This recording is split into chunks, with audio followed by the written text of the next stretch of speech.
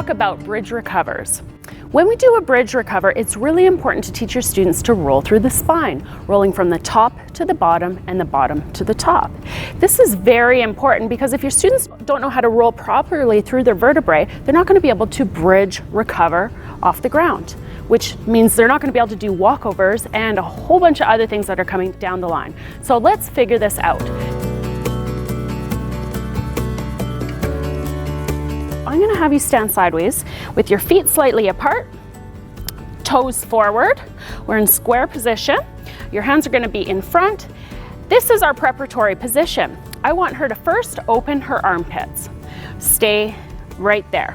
Your students need to lead with their fingertips and their eyes when they do this. So I want you to roll from the top of your spine, not yet, all the way to the bottom, and then we're going to go from the bottom to the top. Here we go. So look back.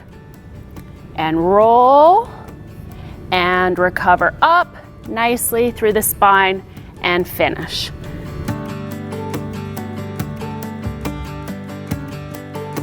When we're doing this, we want to make sure that the students have a little bit of space between their legs. This takes the pressure off the low back. Anytime your students complain of a sore low back, it's because their feet are probably too close together, and we create space in the low back by creating space through the legs. So we have her about hip width apart or maybe a little bit wider than that, okay? Make sure when your students go back that they are leading with the top of the spine. We don't want them going back somewhere else like this. So common things that you will see with a roll through the spine are students going back with their arms forward like this and then catching up later. Okay, we don't want that. Never allow your students to recover over bent knees. It puts too much pressure on the low back. We want them to stretch their legs as soon as possible in the range and recover up. Okay, let's try that one more time. Go back, plie and stretch, and much better. Okay, so let's take a look at what it looks like when your students are initiating from a mobile low back. So just pelvic tilt for me here, arms in front, and open up and recover. Too much pressure on the low back. We don't want them initiating from there, but your very flexible students will do it that way. So we want to correct that right away. So let's do it properly. Open up your armpits, look back, and recover through the spine, finishing with a nice flat back. Very good.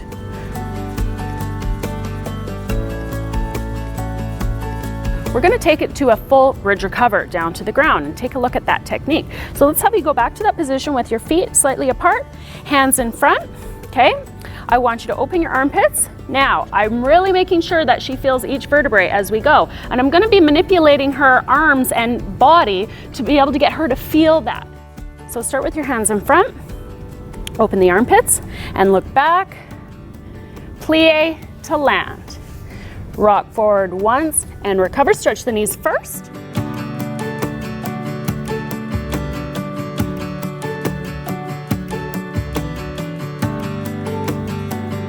First of all, if your students don't have the flexibility in the shoulders, bridges are very difficult. It's going to look something like this. I want you to go back into your bridge, okay?